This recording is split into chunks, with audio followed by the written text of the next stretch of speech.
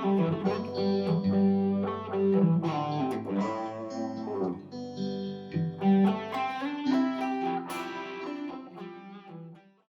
it's Drew Bentley here with Learn Guitar with Drew. Today we're going to take a look at how to start connecting positions together with a minor pentatonic scale.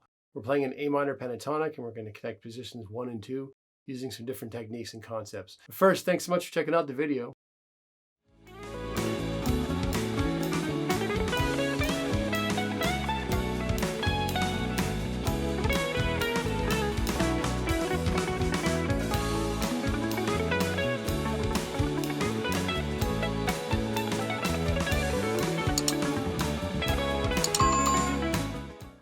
Okay, so today we're going to take a look at the A minor pentatonic scale and start connecting positions 1 and 2. This is really important if you want to learn how to play the pentatonic scale across the entire guitar neck, which ultimately would be the goal in every different key and maybe even combining them eventually together.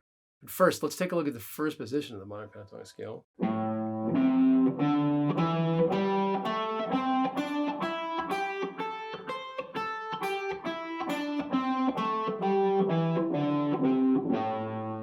So you probably already know this one. It's fingers 1, 4, 1, 3, 1, 3, 1, 3, 1, 4, 1, 4, and backwards.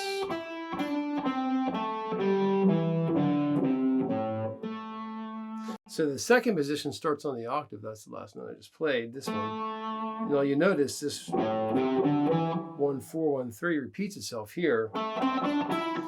It's a little helpful shape recognition. Same thing. So if I start this on this octave, which is the A note here, and climb up,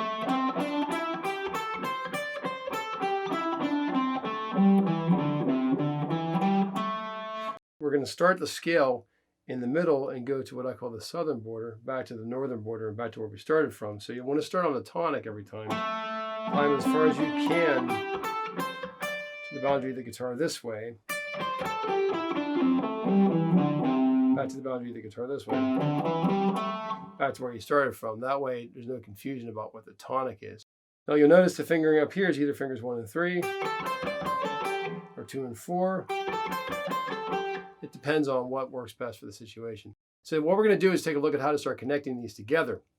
So when you do this, we have two different options. We can either announce that we're going to connect the positions together or not announce it. So if I don't announce it, it may sound like this. So you can't really hear that I'm doing anything to connect those positions. However, if I decided to make an announcement, hey everybody, I'm connecting positions, you can hear I slid. I could do a slide and a trill. I could do a trill then a slide. So in that case, I'm totally announcing, hey, I'm doing something different here. Or I could not announce it and just make it quiet. So if you didn't play guitar, you would have no idea I changed position. So why would we want to change positions in the first place? Well, the timbre of the strings is different. This A note here and this A note here and here, etc. They sound different as you move up the guitar neck. It's a different timbre. I like to look at it like this. Like I'm 6'4" and I weigh about 195. But if I was 5'7" and weighed 195, the scale would think I'm the same weight, but I certainly would look different. And that's the way the timbre works. The notes have a different characteristic, but they're the same pitch, if that makes sense. So we can play the same phrase in lots of places on the guitar to utilize the thickness of the strings to the best of our taste at the moment. So let's take a look at how we connect these. I like to call it musical Tetris. We can go sort of like the blocks that go down like this and connect. I can go north, south, east, or west at any point and connect the strings. If I'm here, if I decide to go west, I could go like this. Or I could go like this.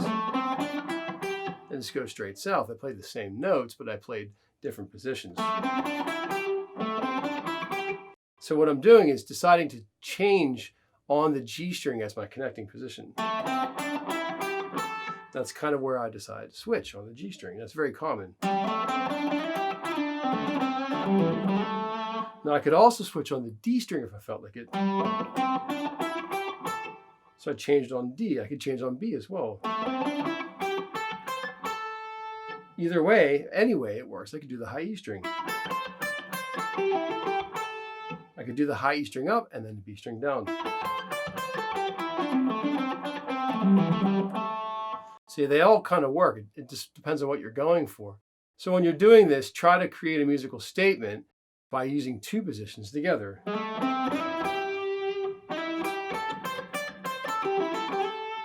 you notice what I did there is I changed the position of my hand. When I got there, I went like this, and I slowed up. And here I started my second finger to continue on my phrase. So this was like this. Switch. Do it again slowly.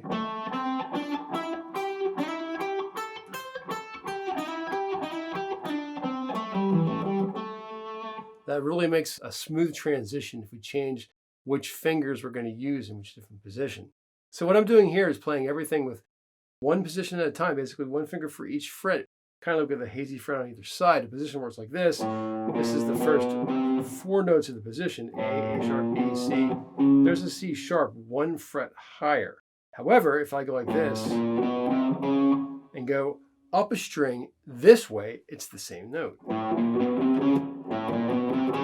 So I like to think of a position as 4 frets with a kind of a perforated hazy fret on either side.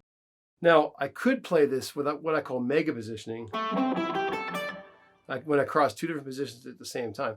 That's for a later lesson, but right now we're just kind of doing this simply by moving up and deciding to go east or west, north or south at any given time. So let's put that backing track back on again and see if I can do a little bit of the stuff like this to play over top of it. I'll go back down to the east again. I'm going to continue on and go further east. So now I went into the 5th position down here. Let's climb back up again. Now I'm going to switch fingers to continue my journey. Let's try that again slowly.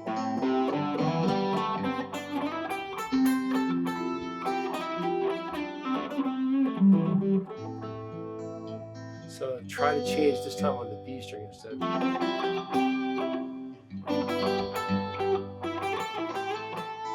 Now if I want to go to the next position, I could.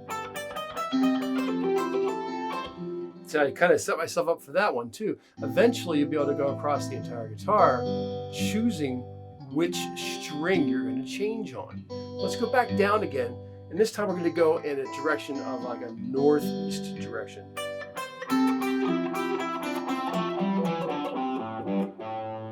Do it very slowly.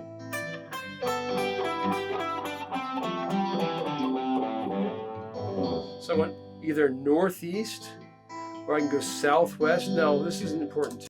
If you go southwest or northeast, you're going to actually go somewhere. But if you go from like Miami up here to Seattle, you don't really go anywhere because, again, the pitches are the same as I move up the guitar. So if I play this,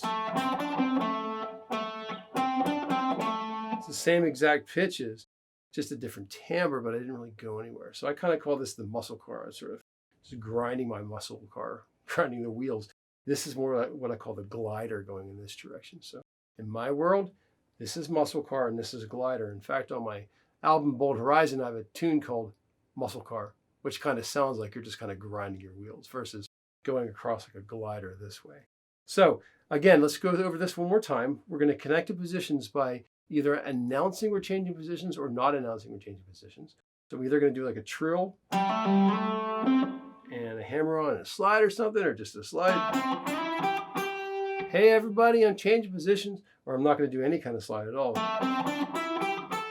At that point, just the guitar players in the audience are going to know you did something different because they can tell the timbre changed. Or I can announce it or not announce it. And I'm basically going to practice sort of this musical Tetris of going east, south, north, or west. Which direction do I want to go? I'm going to go south. I think I'm going to go west. Okay, I think I'm going to go east. Okay, I think I'm going to go southwest. I think I'm going to go northeast. And that's kind of what we're doing to change positions. So we can connect to positions anywhere we want to, with whatever string we want to, and go in any direction we want to go.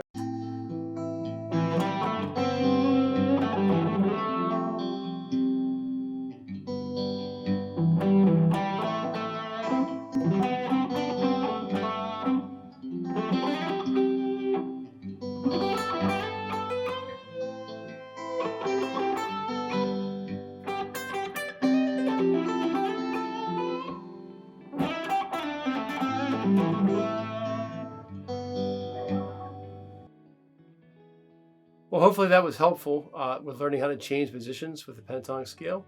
There'll be plenty more lessons about the pentatonic scale coming up, so please stay tuned for those. And I can't wait to see you at the next lesson.